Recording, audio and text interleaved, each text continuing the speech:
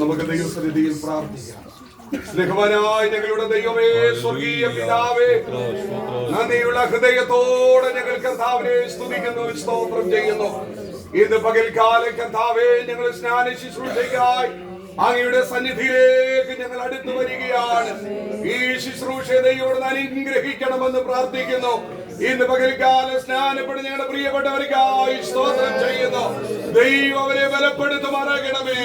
കർത്താവിന്റെ വരവരെ അവർ വിശ്വസ്തയോടെ, മാതൃകയോടെ, നല്ല സാക്ഷ്യമുള്ളവരായി ദൈവനാമത്തിന്റെ മഹത്വത്തിനായി നിലനിൽപ്പാൻ സ്വർഗത്തിലെ ദൈവവരെ സഹായിക്കണമേ എന്ന് പ്രാർത്ഥിക്കുന്നു.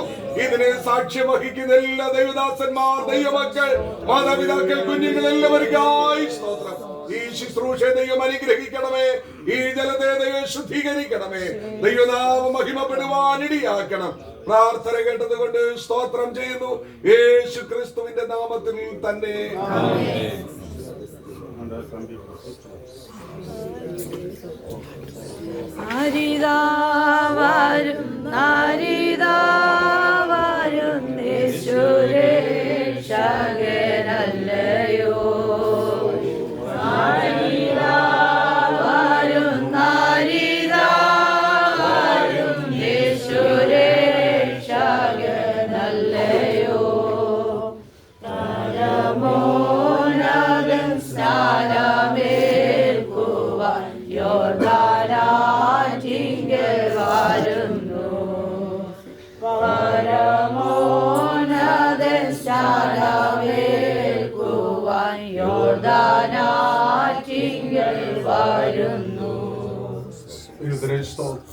സ്വർഗീയ മഹിമകളെ വെടിഞ്ഞ് ഈ താണഭൂമിയിലേക്ക് ഇറങ്ങി വരികയും 33 തിരുവയസ്സ് വരെ ഈ ഭൂമിയിൽ ജീവിച്ച് അത്ഭുതങ്ങളും അടയാളങ്ങളും ചെയ്ത് തിരുവെഴുത്തിൻ പ്രകാരം മരിച്ച്, തിരുവെഴുത്തിൻ പ്രകാരം അടക്കപ്പെട്ട്, തിരുവെഴുത്തിൻ പ്രകാരം മരിച്ച പുനരുദ്ധാനം അടക്കപ്പെട്ട് ഉയർത്തെഴുന്നേൽക്കുന്ന, വീണ്ടും തന്റെ ഭക്തന്മാരെ ചേർക്കുവാൻ വേണ്ടി കടന്നു വരുന്നവനുമായ കർത്താവായ യേശു ക്രിസ്തുവിൽ പ്രിയ സഹോദരൻ യോവാശ് വിശ്വസിക്കുന്നുവോ?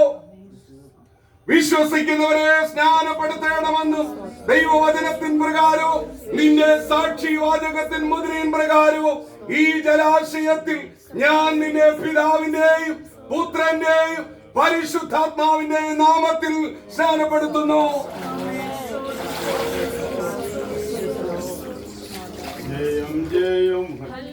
മരണപര്യന്തം വിശ്വസ്തനായിരിക്കാം, എന്നാൽ ജീവനെ കിരീടം പ്രാപിക്കും.